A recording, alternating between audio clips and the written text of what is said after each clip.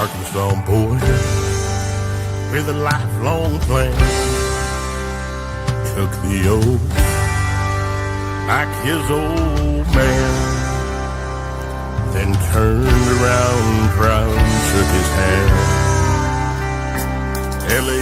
kid stood right behind, took a deep breath and signed on the line, while tears streamed from his mama's eyes.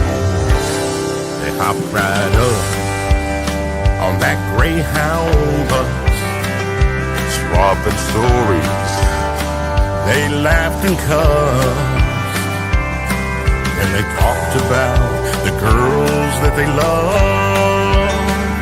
They made a pact, shined up their boots, got the call before it hit the news. No clue what they were about to do. Ladies and gentlemen, it is 4 p.m. Eastern Time. Welcome to the Finish This Fight Hour. My name is Glenn Baker. I'm your host, and I'm here with you again. Uncle Glenn loves you. Hey, we're going to take some time today. You know, there's a lot of junk going on in our country, man, and in our world. I believe, I've said this many times, I believe we're in the spiritual battle of a millennium, maybe longer. If God would open the eyes of our spirit eyes to the spiritual world for just a short period of time all at once, I think half the world would fall over from a heart attack. There's so much going on. But I want you to understand there's also good things taking place. And God is raising up warriors that have been anointed for their whole lives for a time such as this. We got several that's going to be coming on over the course of the next couple of days, couple of weeks. I'm going to have Craig Sawyer here in about a week or so. He is fighting a battle across this country. Probably, he told me yesterday, the biggest investigation that he's ever had, arresting pedophiles for abusing our kids. I just got off the phone earlier with the representative for Lieutenant Colonel retired Doc Pete Chambers, who I've had on the show. Y'all remember. Doc's a great man. Retired Green Beret, retired medic surgeon for the military, for the Army. And he, guys, you want a secret? Old Glenn might become a Texan for about 2.5 months, beginning the 1st of January. He wants me on the road with him to help him win this fight for the governor of Texas. We may be doing that. You may be seeing me out on the road. But number 3, and not necessarily in that order, I want to bring on a great friend of mine. This young man and I met about 2.5 years ago. And he told me a story that I really had to chew on. I mean, it was a steak and it tasted good, but it was a little tough for me to absorb it, that it could be real and could be true. But guys, I'm telling you, God is moving. And I asked this young man to come on today. This is his first appearance on any podcast to talk about what he's doing. And so let me just go right into it and bring on my friend. Say hello to Tim Dillard. Hey, Tim. Glenn, are you going to finally get to Texas? It looks like it may be happening, buddy. I just found out about 30 minutes ago. Well, I guess I'll have to move again. Dude, I mean, you got to do what you got to do. It's not big enough for the two of us. It's a big state, but it's not big enough for the two of us. It's a big state, and I'm a little guy. I'm still looking for the young man. He's in here somewhere. You know, I learned the secret to staying young. There is a secret to doing that. And what's that? I'm sure you'd be curious because you're obviously aging rapidly. No, this is natural, baby. I ain't as much hair as you do. The secret to staying young is just be really immature. And if you're really immature, everybody thinks you're younger than you really are, no matter how old you look. So speaking of immaturity, the last time there was a show you had a few weeks back, and you had a guy on it, Ben Graham, who took the opportunity on the show to disparage me, my Cajun heritage, my Louisiana State University school, where I went to school undergrad, and a lot of other things. And I thank you for giving my platform to answer all these things that Ben had said.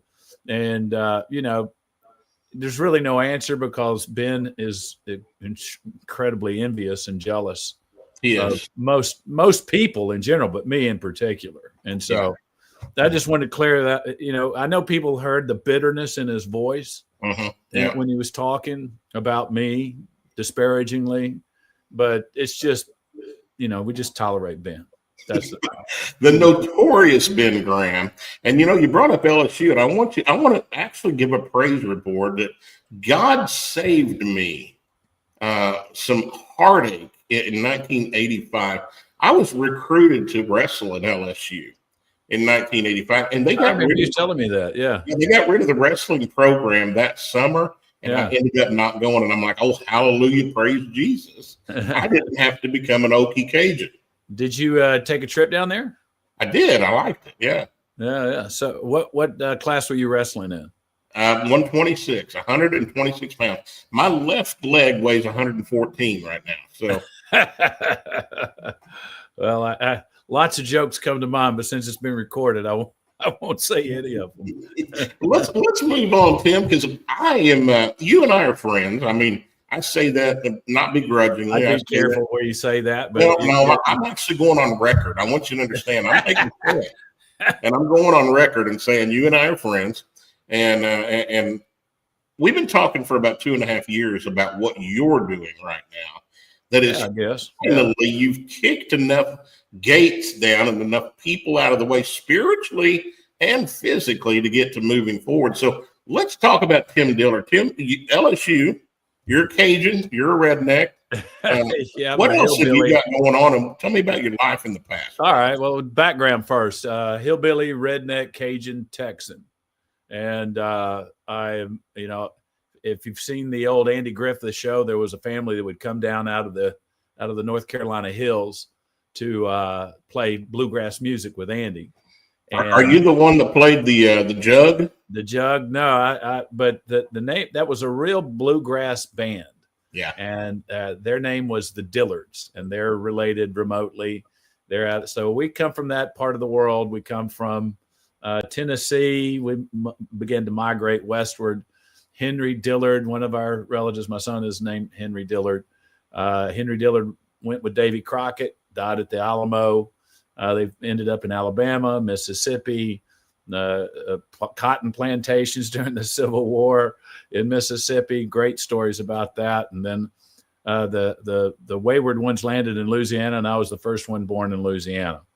And then I did what most people do. I chased a woman to Texas and found the right one 30 years ago, and been here ever since, and love it here. And so, and 3 kids and doing great. Got three incredible business things happening. They all work together. They're kind of like 3 projects, but we had to put them in 3 different companies. And they're rapidly beginning to take form and hopefully start helping people. Well, we'll talk about that. And, I did have a chance to visit with your wife a time or 2 on the phone. I believe she's a Spitfire, but I got I got a feeling she was probably created that way for a purpose, because I think it would take a Spitfire to rein you in. The first time we really had a date, we went to the American Advertising Awards. And believe me, back then she was red, kind of a strawberry blonde, looked kind of like Anne Margaret and Raquel Welch at their best. So she got attention really fast wherever she went. And we're walking into the American Advertising Awards, and we're 45 minutes late, which now 30 years later, I find out that's early. And she looks at me as we're walking up the steps, and she goes, "Have you ever won before?" And I went, "Nah, never won before." She says, "Well, you're winning tonight." And I was like, "All right, this is pretty cocky."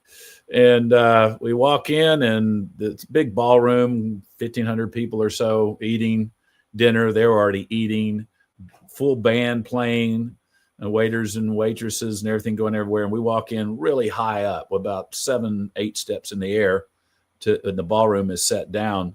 And literally every single person in there turned and looked at her, and the band stopped playing everything. And I just put my head down and went, and she was this kind of reddish, strawberry blonde, green-eyed Italian chick.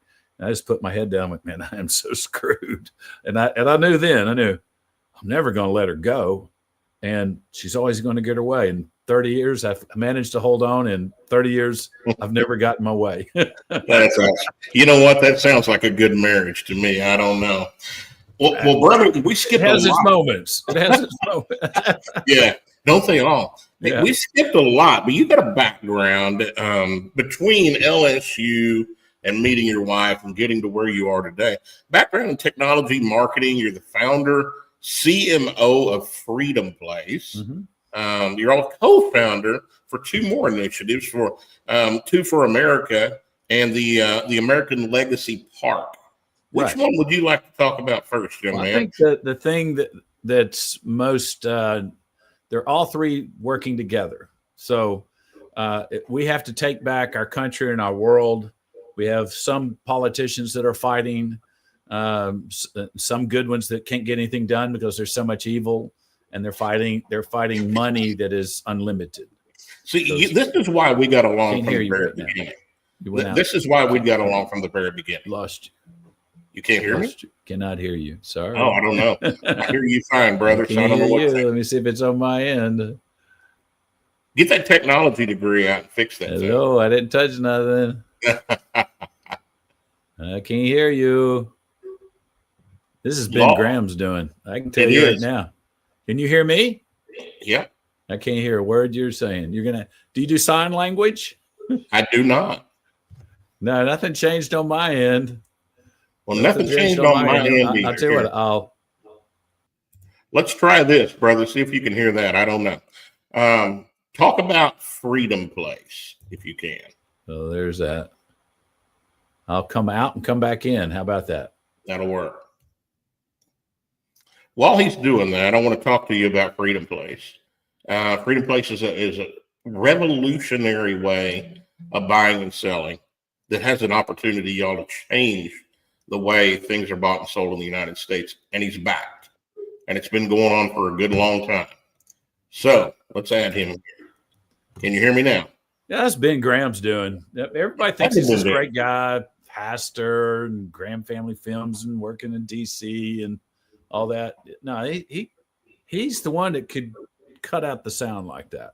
I wish we could bring him in so he could defend himself, but I didn't bring you in when he was pulling your nails. No, I didn't get any airtime while he was disparaging me and running down my heritage and everything else, which is normal for him. That's about as close to a compliment as I'll ever get from him. But it is. So anyway, we have to. The key has always been in the people, in and of and for the people, and we've been given a set of information that makes us think that we don't have to do anything. And the reality is we are the answer. And the way we're doing this is we have three projects. The first one, Two for America, is a common objective to rally the whole world. We're going to stop the whole world for 2 minutes. The number 2, 4, FOR, America.com. We're going to stop the whole world for 2 minutes to just pray for America. And this thing has spread in 8 weeks all over the world. And we've got Muslims, Buddhists, Jews, Christians. Don't have any Satanists or atheists calling yet, but they're welcome. So we're just going to shock the whole world because we need this common objective to bring us all together. And while there's been thousands of prayer initiatives and all good, this isn't that. And you can see what it is at the website, the number 2, 4, FOR, America.com.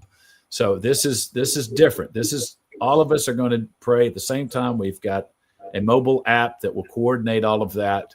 We've got a plan for our land that's at the American Legacy Park to coordinate a kind of an event from there as well.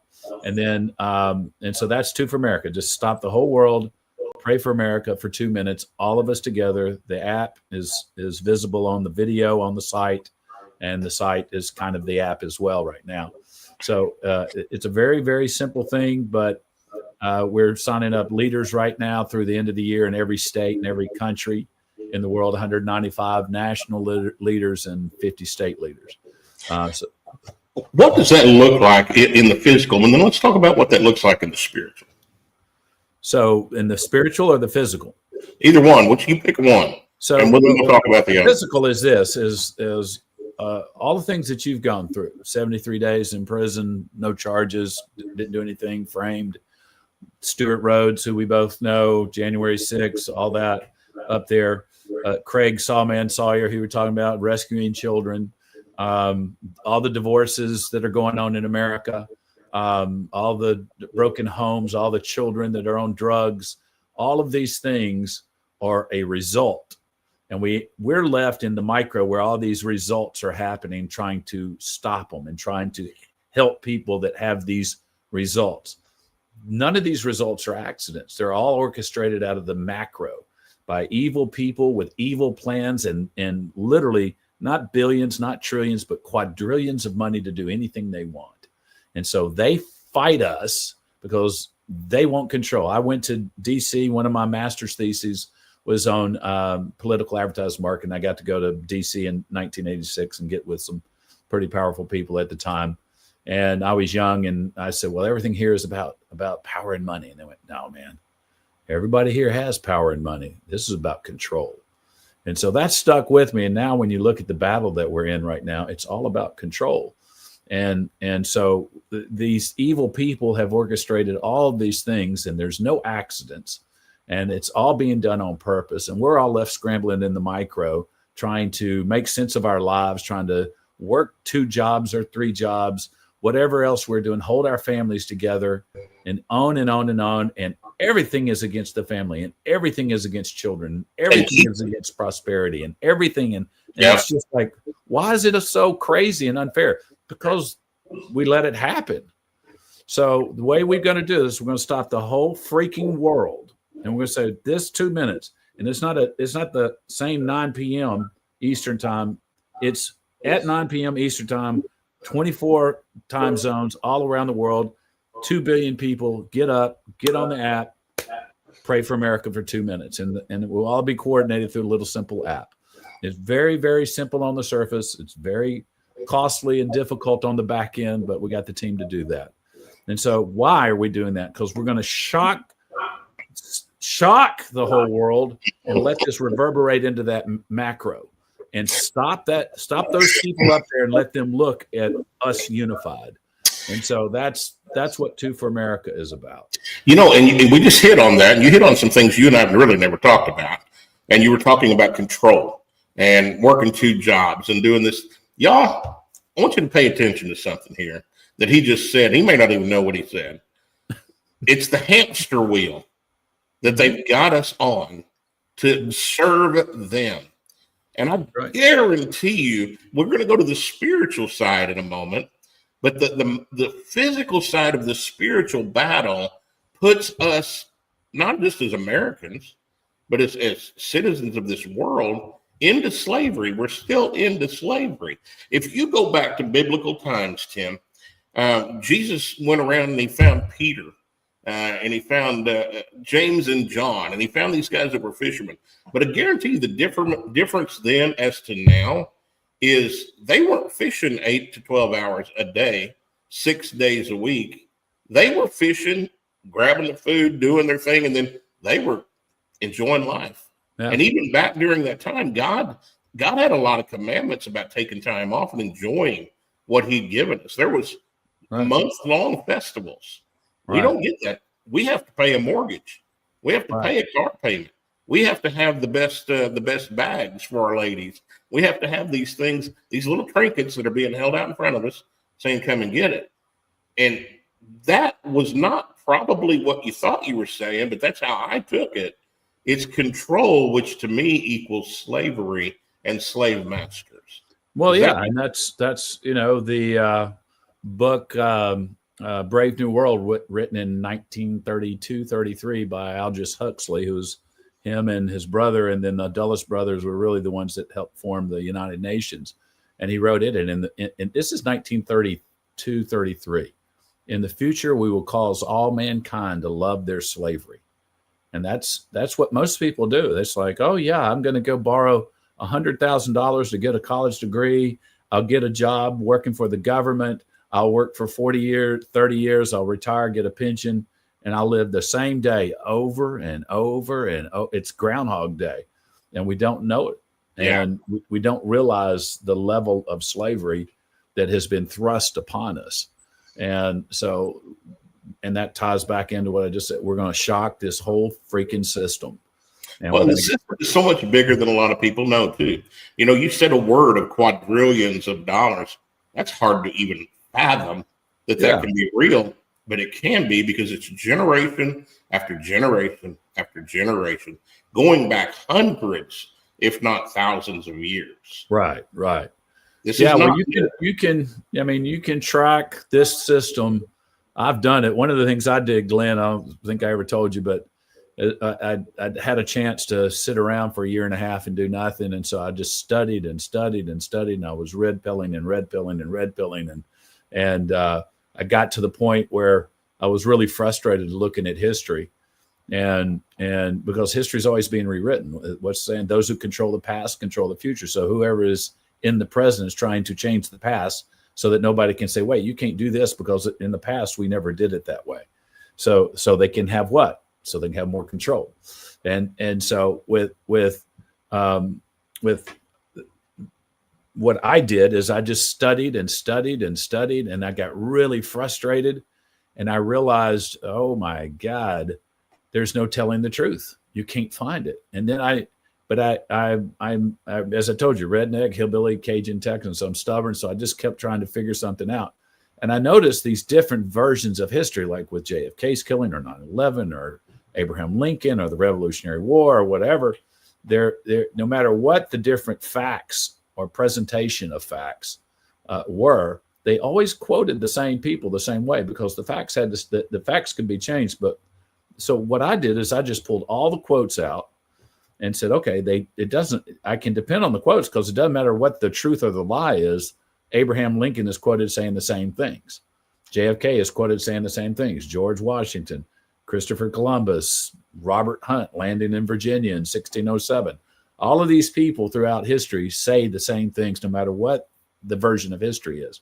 So I put all the quotes on a timeline and I looked for a continuum, right? A beginning and an end. And my truth begins and ends with the word of God. And so I just pulled. And then the other thing you can depend on, and people, it gets a lot of bad press though, is money. You can depend on money. Money doesn't lie. So Glenn, if I come to Florida and I pull out your bank account, I'll know everything you value because your money is going to follow what you value. Well, there's some spiritual principles along that line. Out of the abundance of the heart, the mouth speaks. And I think we could translate that today. Out of the abundance of the heart, the wallet spins. That's good. Yeah, that's exactly right. Yeah, I mean, your money will follow what your heart's after. That's for sure. That's a really good point. So what I noticed then is, so I took what John says in, I think it's 1 John. Yeah, I think it's 1 John or 2 John. He says, the spirit of the Antichrist is already in the world.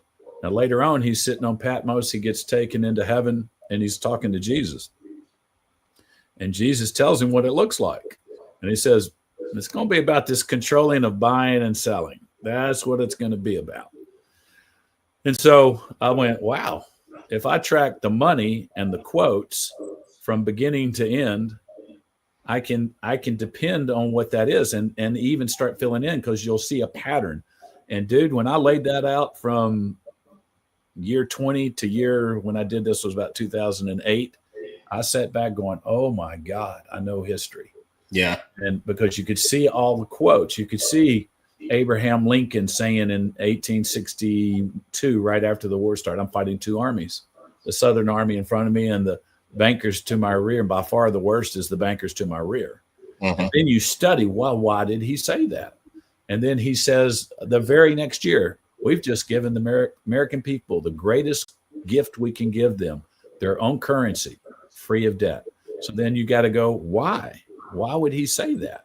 And you find out that if you study it out, it's not provable, but the conjecture can lead you to this conclusion, is that the British actually dressed up and were the soldiers at Fort Sumter. There were Southern generals in charge and some Southerners, but they made sure that war got started. That's, again, the quotes. You go to 1871, 6 years after the Civil War ends, and you have Tsar Alexander, Alexander Nicholas, Tsar Alexander II of Russia, who says in 1871, that war had nothing to do with slavery. It had to do with the financial interest of Europe. So he's pointing you to, and the National Security Plan just came out 2 days ago. I don't know if you saw that. And it's saying our problem is Europe. Well, our problem has always been Europe if you study history. Right.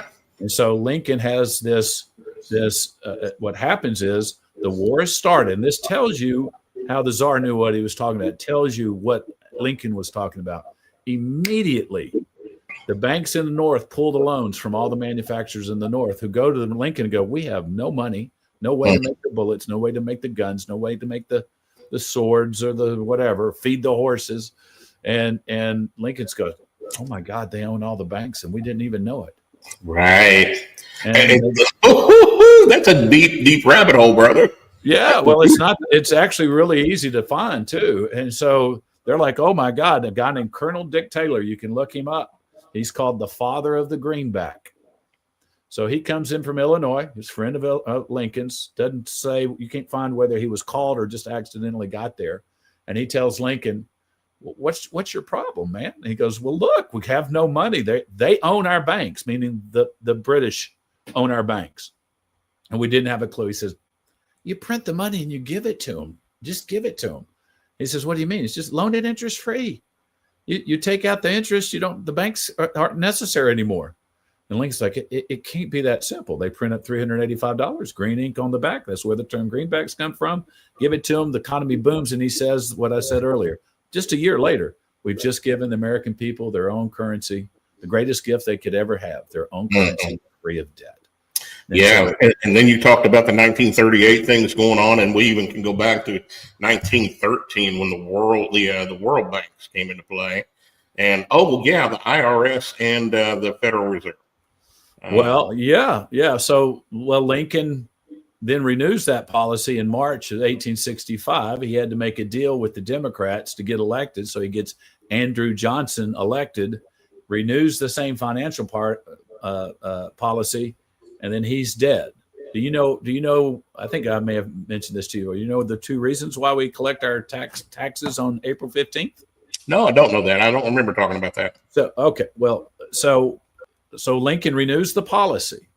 Keep in mind, 1871, 6 years after the year I'm talking about right now, he renews that financial policy of the government printing the money and loaning it interest free, which you talked about spiritual. Well, Deuteronomy says, you're not to charge interest on a brother. Well, we're supposed to all be brothers and sisters, right?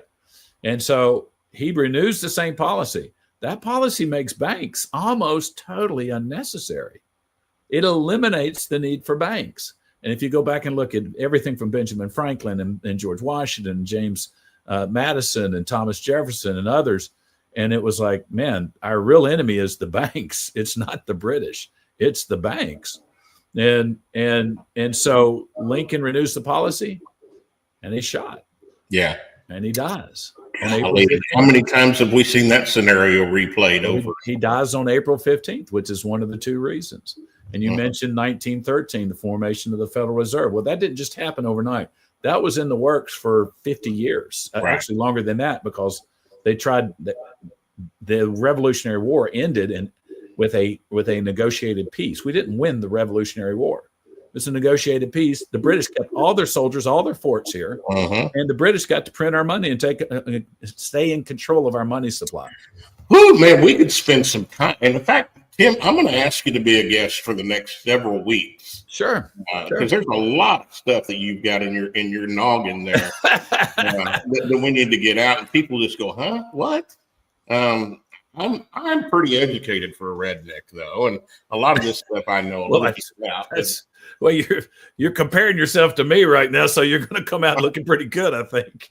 So let's continue along this path of Two for America. So we talked about what that looks like physically, and we're talking about maybe 1 billion people praying together. We're going to get 2 billion people. It's 2 billion. 2 billion for America. Two for America. Approximately 25% of the population of the earth. That's a big old ask. 25 to 33.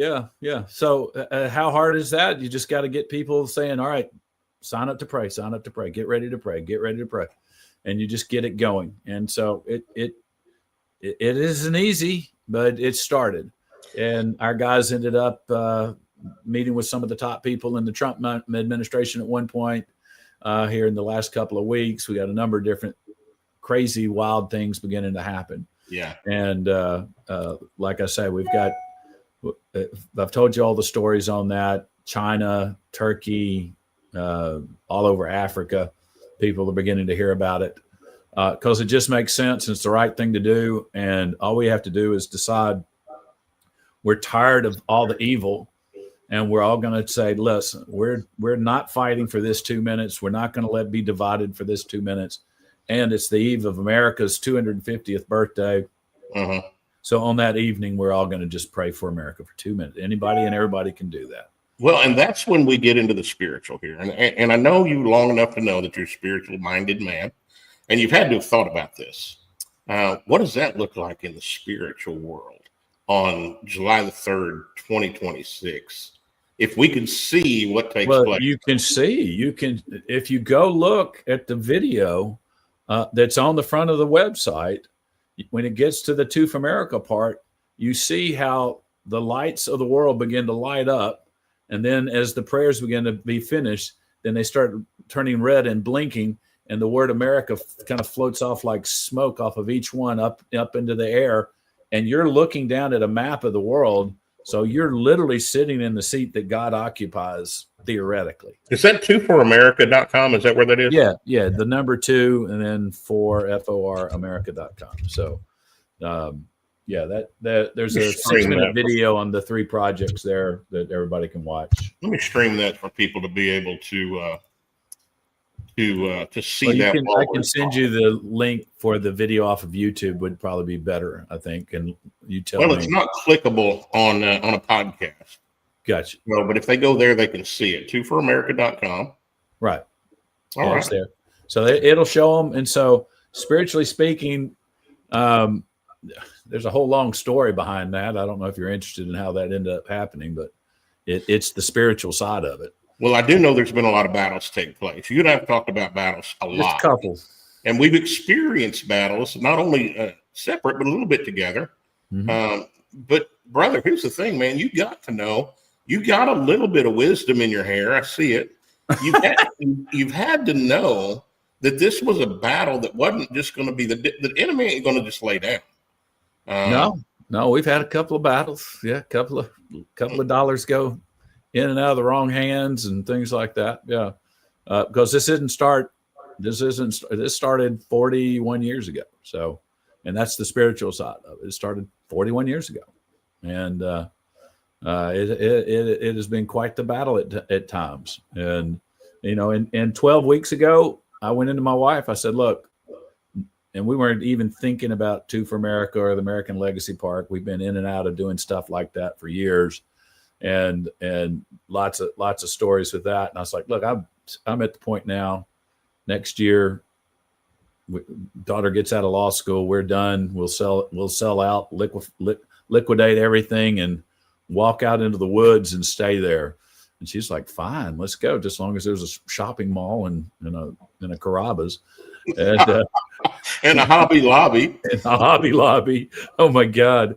And I'm not kidding you. The next day, 5 different people called me the next day. And I was so I mean, the first thing that happened, a friend that's good friend. And he calls up at 8:30 in the morning. He's a Catholic guy. And he goes, I was at Mass today. And it was like a Wednesday or something. And he says, I was thinking of you. I felt like God wanted me to call you and tell you he's not done with you yet.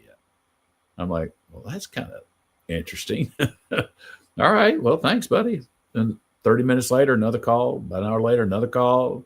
2 more calls from people that know me. They all said the exact same thing. So the day after that, I went, all right, these things that are now called 2 for America and American Legacy Park, because Freedom Place was well on its way and should be launching hopefully from the Chicago area is what it looks like in January. But I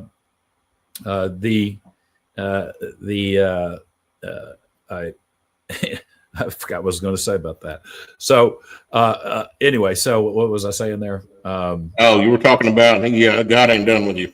Oh yeah. So that's right. So the next day I just said, all right, Lord. And it wasn't all right, Lord, because as I told you, Hillbilly Redneck Cajun Texas, it was cuss laden tirade at God.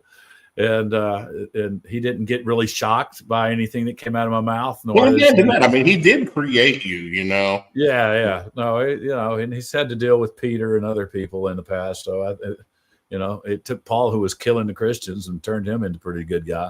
Yeah. So he's still working on me. But and then the day after that, funny you mentioned, Ben Graham calls and we're talking, and he's coming out of the White House saying the two things that president wants to do, and it fits these two things. And I'm like, well, we're going to do this anyway, but God dog it, I created a video, sent it to him. He's like, man, this is great. And from there, we just took off. Both blowing up, baby, blowing up. We had so that's two for America, and it's pretty simple to understand.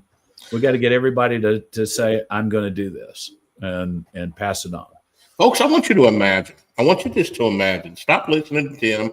Stop listening to Glenn. I want you to go into your mind and into your spirit and imagine. The word says where two or three are gathered together, I'm there among them. Can you imagine 2 billion people actually taking the 2-minute moment at the same time around the world to pray for this country? Well, why is this country special, Glenn? Well, this country's special because God anointed it to be special. This country's special because we've been a bastion of freedom for 249 and a half years, and we're getting our butts kicked right now in the physical. Not saying that's the way it's going to end, but we've been going through some battles. I've never seen anything like this in my 58 years. And for me to wake up in 2017 and say, this is not the country, Tim, that I fought for. I mean, I peed red, white, and blue, brother. Yeah. And my eyes were open to the evil and the corruption that's happening from the very top down to the bottom. And it's been happening so subtly.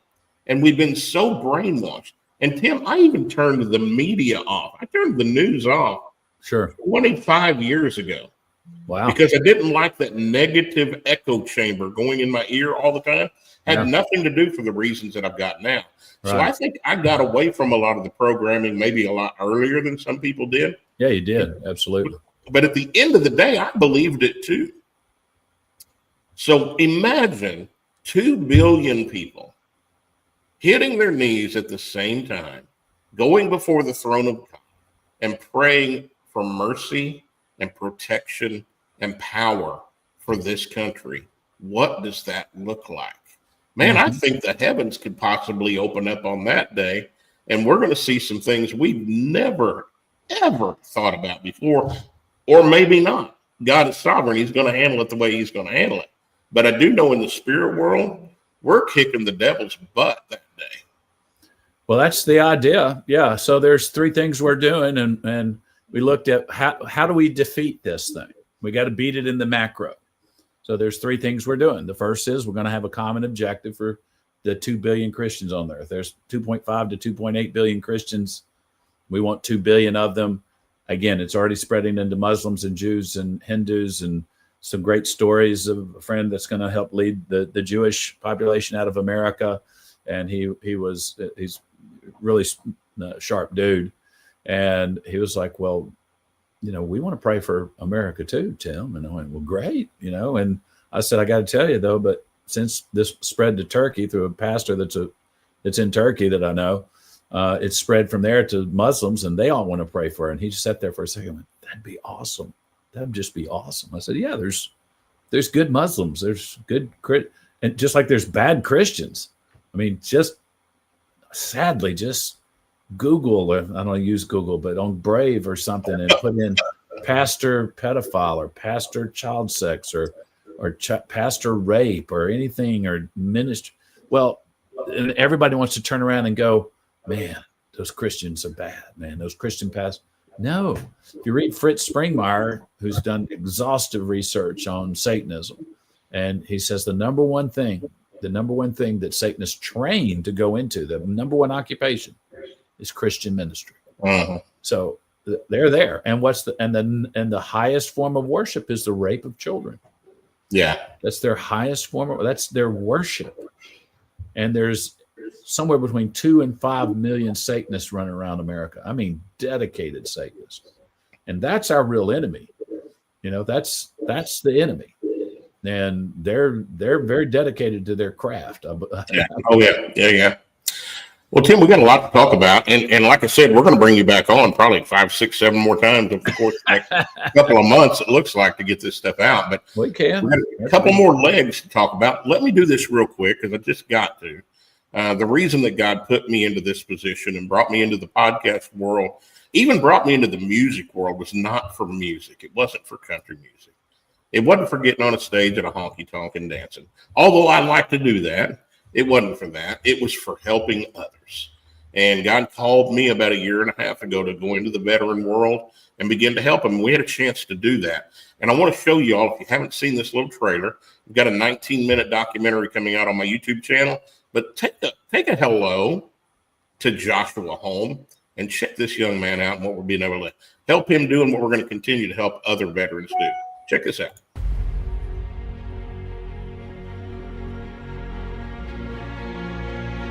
So I had a 60 millimeter mortar that landed 3 feet in front of me, and so it didn't cook off. And so it technically they would consider it to be a dud, but it wasn't a dud. It had a broken propeller on it. I got pictures of it. I carry with me and stuff. It's about the size of a 1.5 liter bottle, but it has kill radius about 25 meters, 20 to 25 meters. So basically, if that round would have went off, then confirmed dead would have been 20 to 25 meters.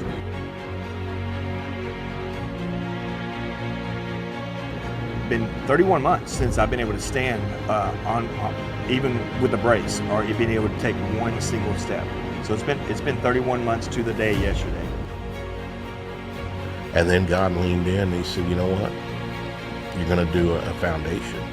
You're going to be the one to help these boys, and some girls, I'm sure, get to walking again, back on their feet. It became so real when we physically came here and I physically got to see face to face to that unit, and knowing that, I mean, like I said, it's pretty much like an avatar. I mean, I felt like I, plugged in and we became one. Like I was breathing with it, like, I mean, it just incredible. I mean, I can't even imagine. I can't even describe the feeling that I have. But like, it was like deep down inside of me, it's like, you know what, I felt like I can fight again. I really am able to stand again, and I'm like, I can do this.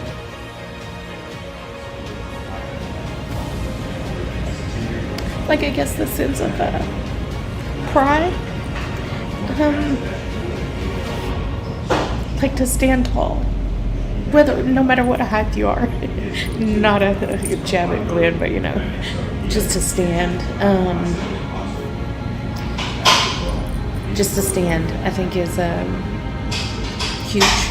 You take it for granted.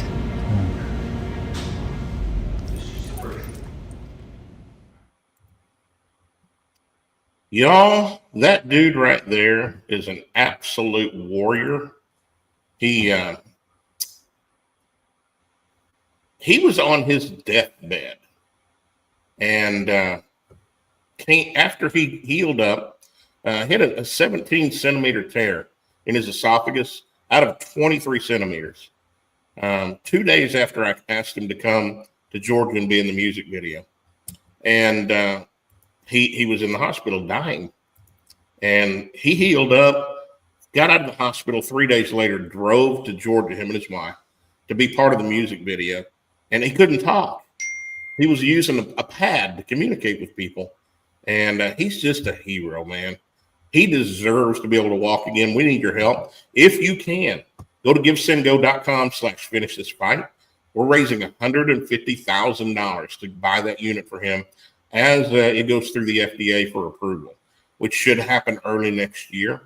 But not just $150,000. We're raising $15 million. We want to do 100 next year.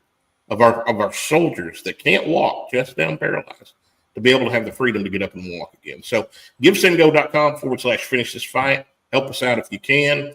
Tim, I'm going to come back to you and try to make us bigger again. Okay, here we go. Let's see if this works. Talk to me about the next initiative. Do you want to just keep eating? I get bigger that way, Glenn. Well, yeah, you got to. Yeah, me too.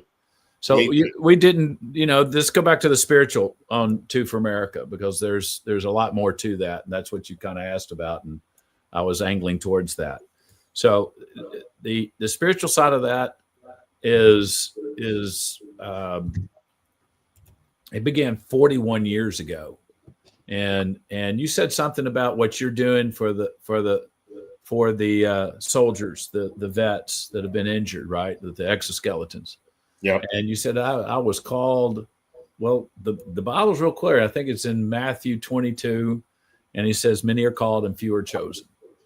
And so what's happened is, again, truth has got to start getting out. What's happened is over time, we've decided that people are called to go be a pastor, or called to go help the vets, or called to start Two for America, or called to be a lawyer. Well, that just wouldn't make sense. If the father is the father, that just doesn't make sense. If you had 5 kids and you went in there and said, "Okay, I've decided you're called to be a pastor, you're called to be an engineer, you're called to be a bum, you're called to be," and that doesn't make sense, because how are you chosen then? So everybody is called to be a Christian. That's a Christian. Uh-huh. That's what we're all. That's why many are called. He's calling everybody to become a Christian. The few are chosen. Anybody could have chosen to help vets with exoskeletons, Glenn. Right. How many people were doing that when you decided to do that? Originally, there was one, and the reason I wrote the song was to shine a light on that organization. And when it got down to it, and I wrote the song, getting ready to shoot the video, I found out they weren't helping veterans anymore. And I'm like, well, crap, man, what am I going to do? And I think God just giggled. And it's you saw the need. It's like you see a homeless person on the road, and you go, "Well, he's probably going to use the money for drugs," or "I don't really care if he's going to use it for drugs. I'm choosing to give him the buck, or the $5 or the whatever." Yeah, that responsibility no longer is yours. It belongs to God and Him. Well, yeah, but the harvest is plenty and the workers are few. That's what he says. Well, why? Because many are called and few are chosen. Well, did he just choose a few workers? That doesn't make sense. Right. It also says a little bit later in Acts, it says God is no respecter of persons.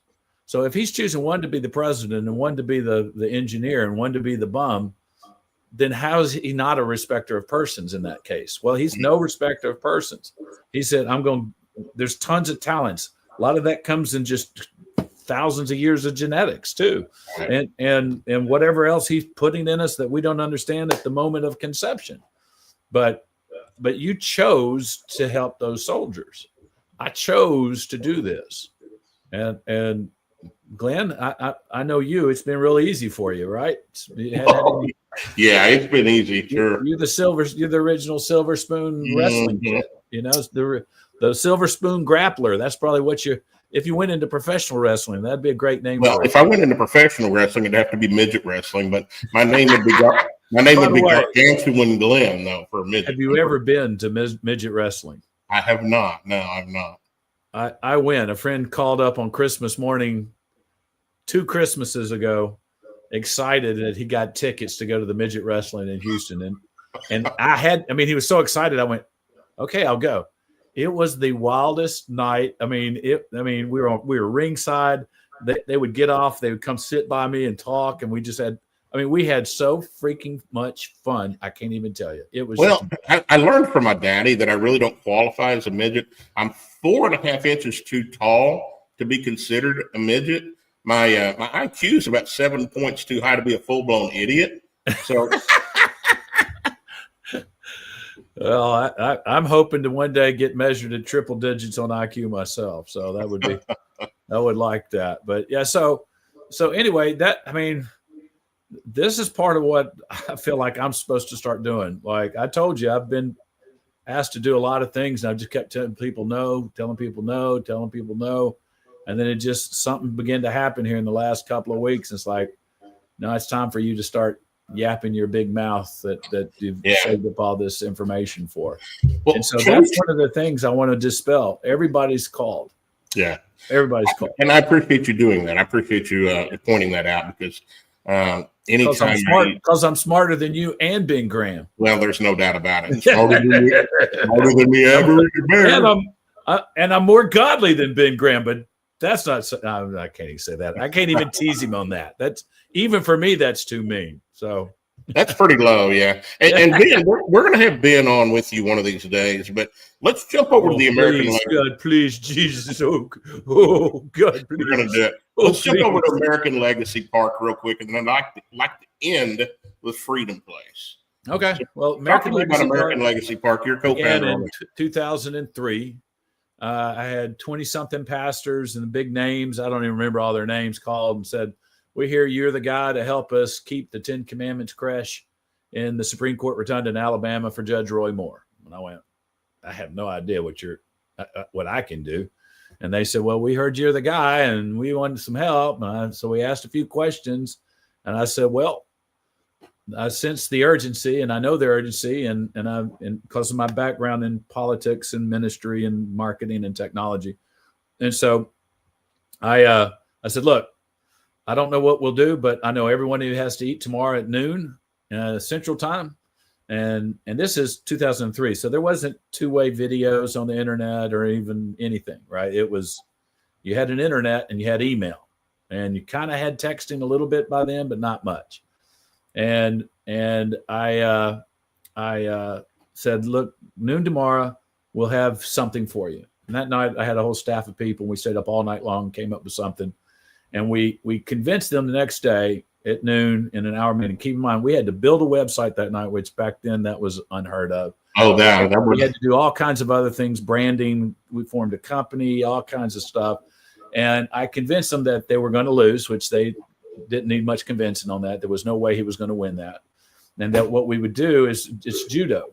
It's taking the momentum of the opponent and using it. And so I said, "We're going to lose, so let's just go lose in advance of the timing of the devil." So we're going to go in. We're going to call all the press who's going to come to see it because it's such a political hot ball in 2003. And we will ceremoniously remove the crest, take it to a location I've got. We're going to build something so that put a giant cross and a giant American flag up and put the 10 Commandments crest there and set up. And we had signups ready to go. Everybody all over the world will sign up for 15 minutes to come to America and pray for 15 minutes in America. And we'll video them, live stream them, so the whole world can see each person around the clock signing up to pray for America. And so in the history of mankind, there's Jesus walking on the water and Moses splitting the Red Sea, probably neck and neck for top miracle. That day, 20-something pastors were praising God and unanimously agreed to the same thing at the same time. Ooh. So it's not up there with walking on water or splitting the Red Sea, but it's right behind it.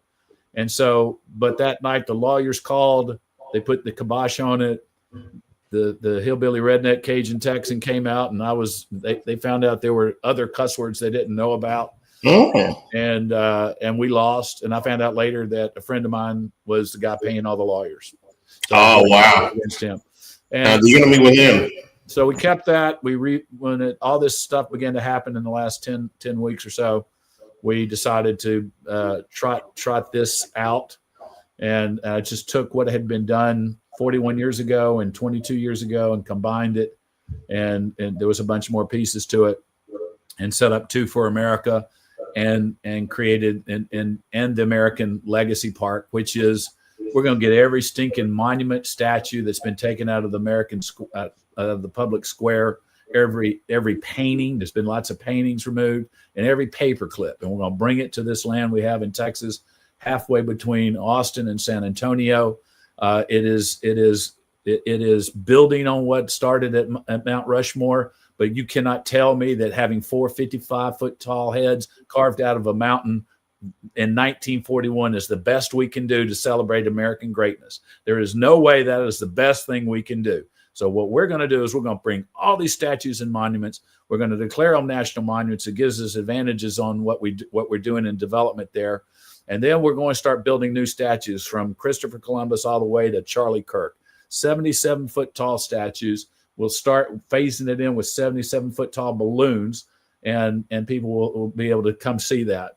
And it's a beautiful piece of property right on the San Marcos River. And here's what's more important. The Mount Rushmore is in South Dakota. Right. It's about 2 to 2.5 million visitors a year, and most of those are driving in from Minnesota, and which is the only population that's anywhere near there. So it's there. It's built in 1941, and nobody ever gets to go see it. Well, ours is right halfway in between San Antonio and Austin. It's 35 minutes to the San Antonio airport, 35 minutes to the Austin airport. There's almost 30 million people within 250 miles. And we're right behind an attraction that pulls in 15 to 18 million visitors a year. We're a mile and a half from that attraction. So we believe that we're going to change everything about America by a common objective. And then the American Legacy Park and then Freedom Place is a technology that changes the way money flows through the economy. And you know what? I want to find one of those statues. When I filmed the music video for No New Normal, there's a scene there where they're kicking a statue off of a bridge into a river. And I want to find that sucker. We can resurrect that thing and bring that to Well, I mean, there was a Bible monument that was in the Houston Public Square forever. They took that down, and there's tons of things. There's statues of Columbus, Thomas Jefferson, George Washington have been taken down, and the Civil War statues. That's a part of our history. The reason they're framing everything as racist is because, but keeping in mind that if you knew what true history was, you know that the Civil War was about money. Yeah, they use slavery as the headline, so because it has more emotion attached to it. What they're trying to do is take control of money, and they've been doing that ever since. And somewhere in the future, there's going to be this control of buying and selling with a mark on the forehead and on the hand. And without it, you're not going to be able to buy or sell anything. What that doesn't tell you is that we always read that, and we've been taught if you're in any kind of end time prophetic readings or teachings, that's it. It's totality. There's nothing outside of that. I believe there's a chance that that's not true. I believe that that's there, but why isn't there something else that we can opt into? It is not. Why is there not something else, Tim, that we can opt into? Because that opens up a whole nother thing, and I know we're running out of time, right? So that opens another thing, because why have we been taught the things we've been taught to believe the things that we believe that are totally false and easily proven false, easily, and it's not a little thing; it's tons of big things that are easily proven false, easily, like. Yeah. Why did they come off the gold standard? That's an incredible story. That ties into the movie The Godfather. And it goes back to slavery again, though, baby.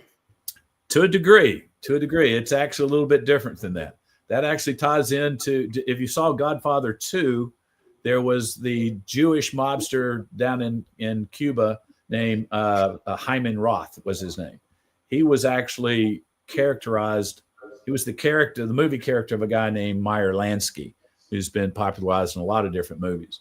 But that's an incredible story. We'll get into that. I know we're up against time, right? We're up against time unless you want to go a little longer. We can go longer. I'll talk until either Ben gets on or your ears bleed out. So let's just. We'll do Ben Graham. You never know. I'll do as many of these as you want to do. And I think I can actually make it so that people are interested in what's coming out. Let's do a little teaser now. Let's do a Freedom Place teaser, because we're talking about buying and selling. Yeah. And right now, the way the economy in the world is designed, if you don't have it already, it's really tough to get it, baby. Now, I'm not talking about making a living, although it's tougher to make a living today than it was 10 years ago. Right. I'm talking about generational wealth and those kind of things. Sure. It goes to the top, and the top is much farther away than it used to be. Let's talk about Freedom Place. Do you want me to just do something or you want me to just describe it, or do you want me to do a promo?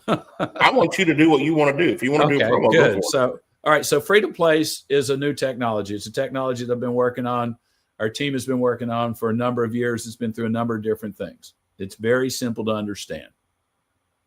Forever, we've been sold the lie that big media and then big tech are necessary to broker our buying and selling. So the businesses are in a bidding war to see who can pay them the most money in order to get the most clicks, the most impressions, the most ads, the lowest rates, the most spots, the biggest ads, whatever. And so that's how that whole system works. Whoever gives big tech or big media the most money wins. And then all that money that goes to big tech and big media is used to do what? To destroy everything we hold dear: faith, family, and freedom. And that's how that works. That's how the system's designed. We talked about the macro. That is the linchpin of how they control us right there, because that is at the center of our buying and selling. Okay. So we looked at that and we went, wow, there's now $1 trillion spent on advertising. 70% of that goes to the big tech guys now. Amazon, Google, Facebook, 70%, $700 billion a year into what's called digital media. Right? And so we looked at that and went, well, wait a second, though, there's something else that's not showing up here. So coupons, rebates, discounts on the products. Right. So while all these businesses are in a bidding war to give $1 trillion to big tech and big media, they're also spending 3 times that much, 3 times that much on coupons, rebates, and discounts. So they're spending 3 times as much money going to people in discounts, rebates, and coupons as they're paying to the media to do what? To make everybody believe that what they're paying to media is working. It's not. So, Glenn, how many people in your phone? Don't answer. How many people in your email? Anybody that listens to it, how many people in your phone? How many people, how many people can you touch on social media? If you have a company, you might have a database. We're all connected. Yeah.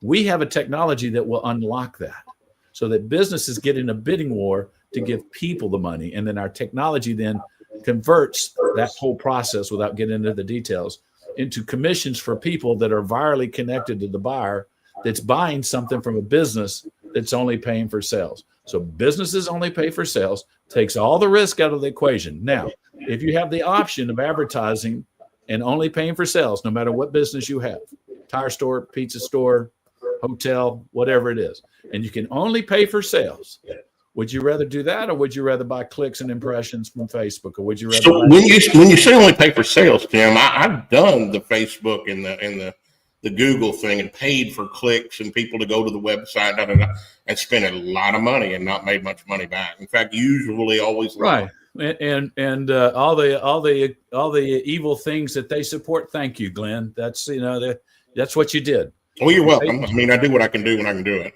Yeah. Your support of evil is very much appreciated. Yes. Yeah.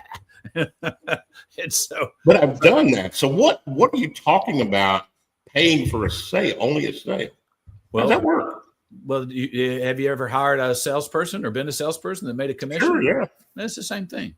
Well, getting down into the weeds of the technology is really very simple. If you've bought clicks and impressions, you understand how that works. You're choosing your geo, where you want this to appear, and your keywords. So if people are looking for pizza or tires, it'll show up if you have the highest bid. Right. If you don't, you're way down the list. Right. So it didn't cost you anything, but you want to get at least some visitors to your website. You at least want to get people to know that you exist.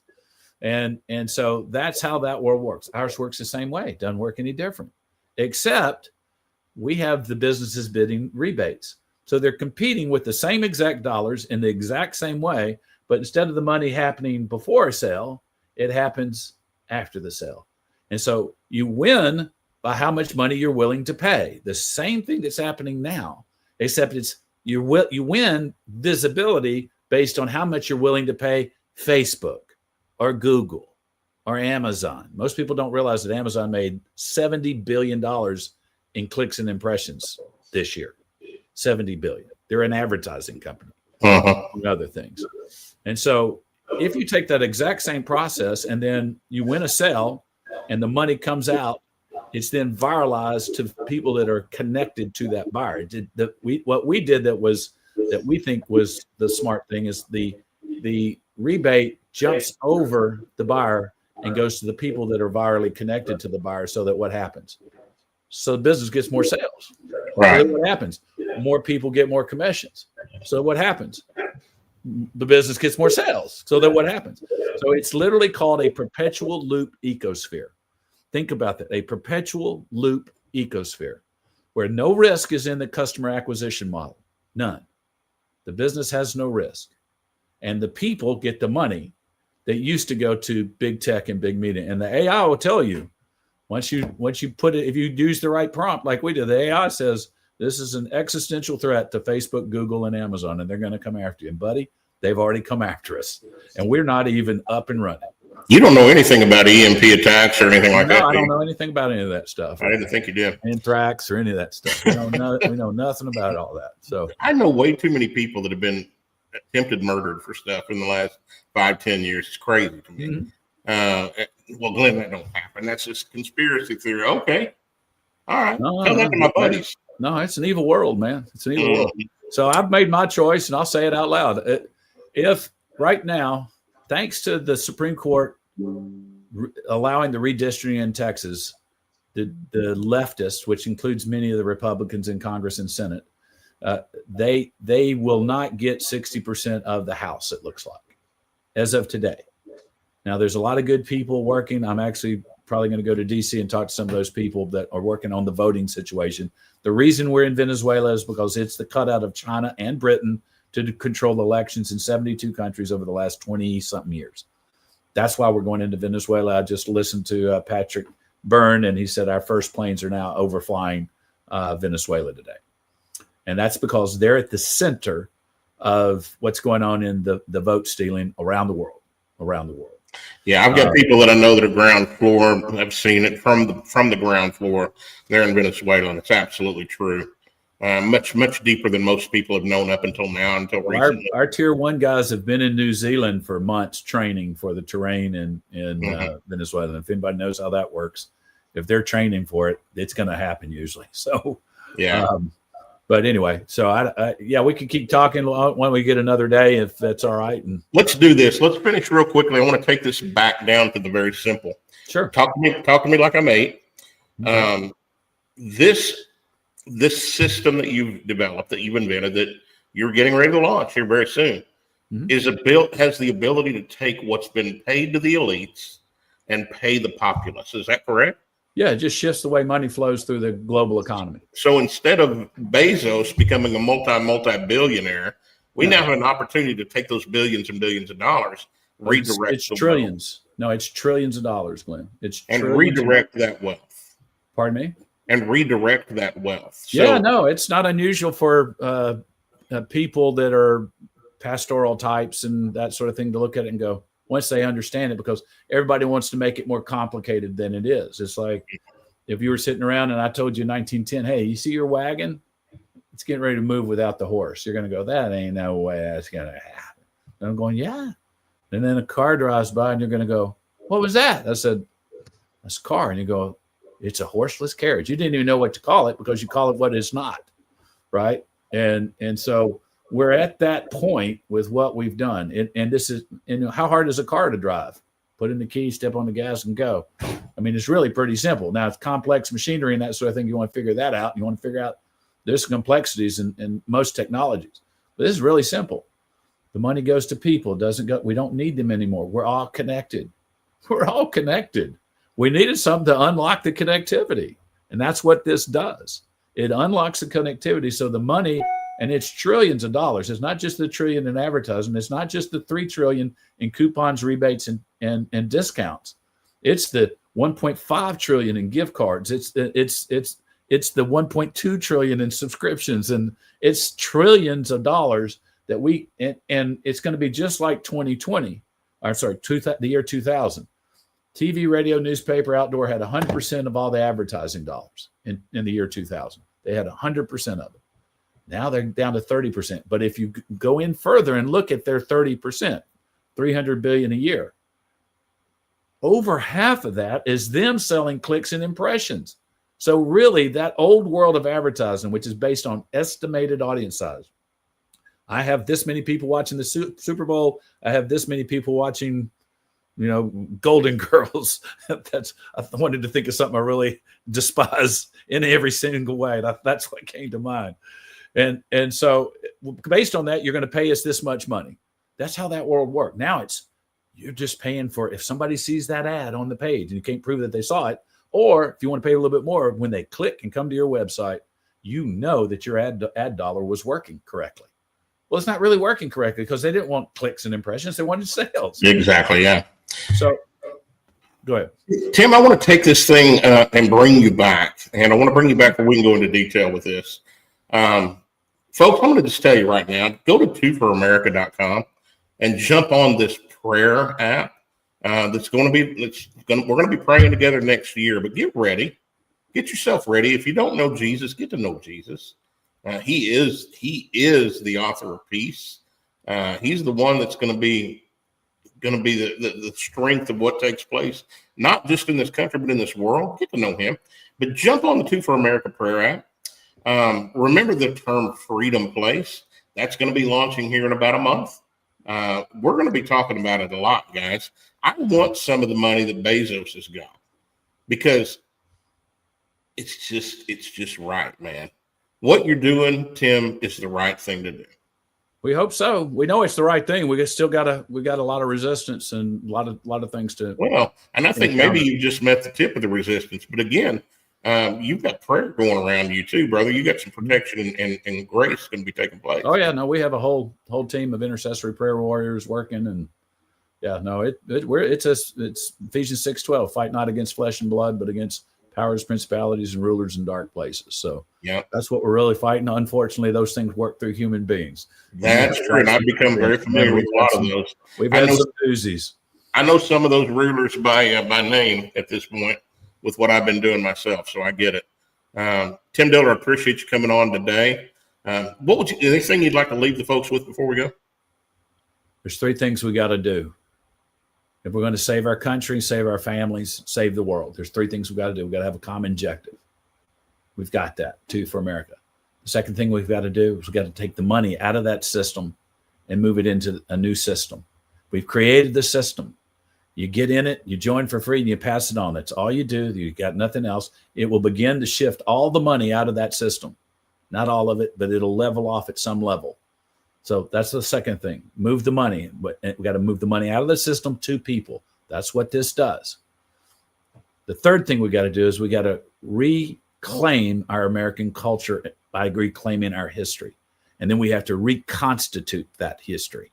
And that's what we're going to do. We're going to get all these monuments and statues taken out of the public square and put them together in one place in Texas.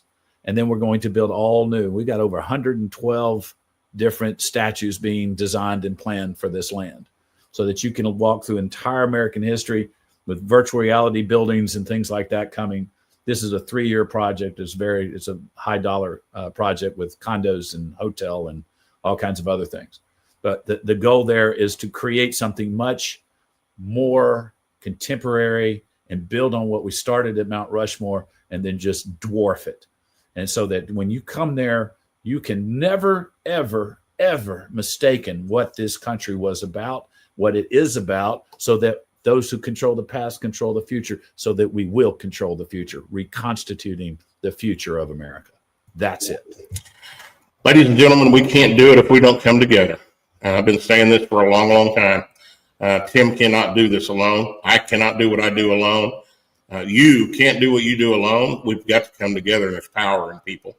There's power in strength and in prayer, and there's power in actions when we come together as a family. Ladies and gentlemen, I'm going to bring Tim back. Tim, I want you to stick around for just a minute after I shut this thing down. We'll schedule the next one. But ladies and gentlemen, remember this. Jesus loves you. Tim Dillard loves you. And Uncle Glenn loves you. And I'm going to see you tomorrow, 4 p.m. Eastern time, same spot. Come check us out. Y'all have a great night. Awesome. Forward, halt, left, left, left, right, your left, left, left, right.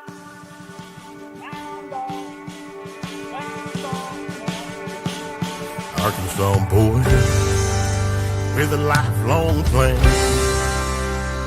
took the oath like his old man. Then turned around, proud, shook his hand. L.A. kid stood right behind, took a deep breath and signed on the line, while tears streamed from his mama's eyes.